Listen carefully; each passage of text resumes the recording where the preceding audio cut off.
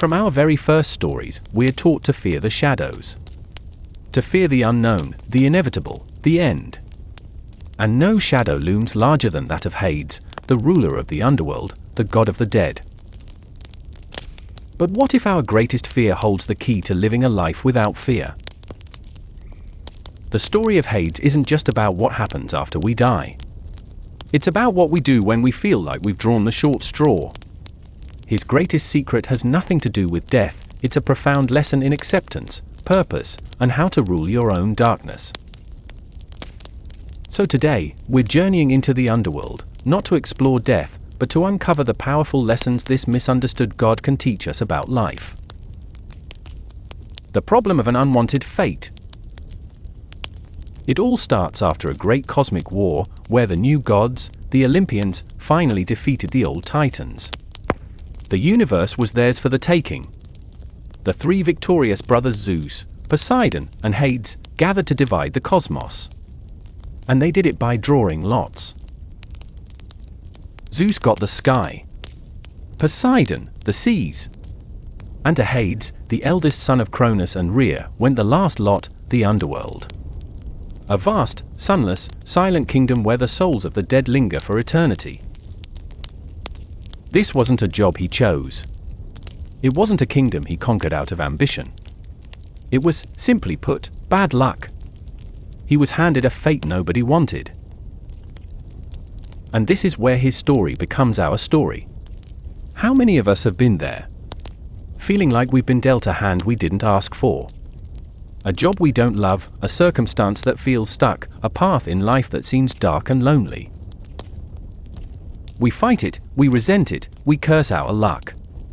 We see our domain not as a kingdom to be ruled, but as a prison to escape.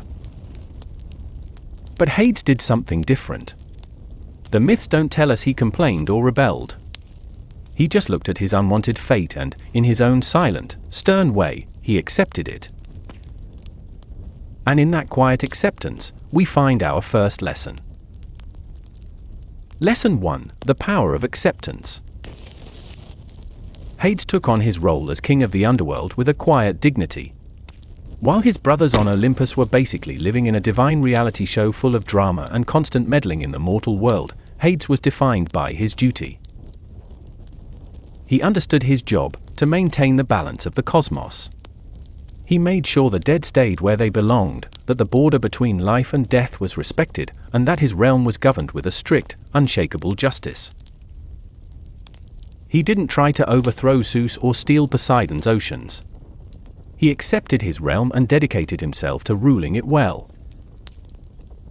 It's a lesson straight out of Stoic philosophy: focus on what you can control. Hades couldn't control the lot he drew, but he could control how he ruled his kingdom. So often, we waste our energy fighting our circumstances. We pour our life force into resisting what is, instead of mastering it.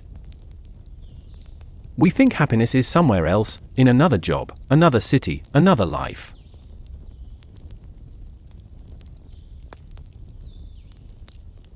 He shows us that any domain, even the kingdom of the dead, can be ruled with integrity. True freedom isn't having no constraints, it's finding purpose within them. By accepting his role, Hades wasn't giving up. He was taking control. And in doing so, he found a quiet, profound power that his more glamorous brothers never did. Lesson 2: Finding wealth in the darkness. The ancient Greeks were so freaked out by Hades they often avoided saying his name, afraid it might get his attention. Instead, they used a nickname, Plauton. This comes from the Greek word plautos, meaning wealth. They called him the Rich One. This wasn't just a fancy title. It was because all the riches of the earth, the precious metals, the valuable minerals, the hidden gems, were found deep underground, inside his domain. And this reveals our second lesson: sometimes, the greatest wealth is found in the darkness. When we face our own underworld moments, grief, failure, depression, loneliness, our first instinct is to run from the darkness. We see it as empty, a void. But the myth of Hades as Plowton suggests these are the very places where real treasure is hidden.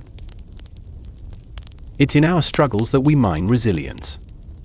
It's in our failures that we discover our true strengths.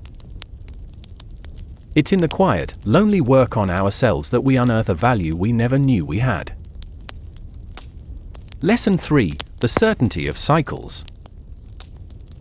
Probably the most famous story about Hades is his abduction of Persephone, the daughter of Demeter, the harvest goddess. On the surface, it's a grim story. Demeter's grief is so immense that she plunges the world into a barren winter, refusing to let anything grow until her daughter comes back. When Zeus finally steps in, a deal is struck. Because Persephone ate a few pomegranate seeds in the underworld, she is forever bound to it. She must spend part of the year there as Hades' queen and the rest of the year on Earth with her mother. This myth is so much more than a love story, it's the master story the Greeks used to explain the seasons. When Persephone is in the underworld, the world is in winter, cold and barren. When she returns, spring and summer bloom again. This teaches us our third lesson: life moves in cycles. The story of Hades and Persephone shows that life has rhythms. There are periods of darkness and periods of light, times of loss and times of growth, seasons of sorrow and seasons of joy.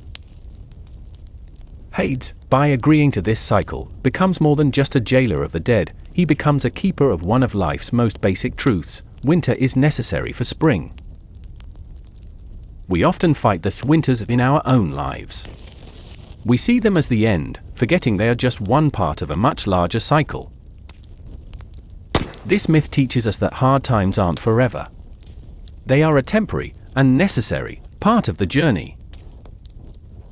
Without the fallow ground of winter, there can be no new growth in the spring. Embracing this rhythm, as Hades and Persephone did, allows us to find peace in knowing that even the longest winter eventually gives way to light. Lesson 4: Accepting misunderstanding. In modern pop culture, Hades is almost always the bad guy.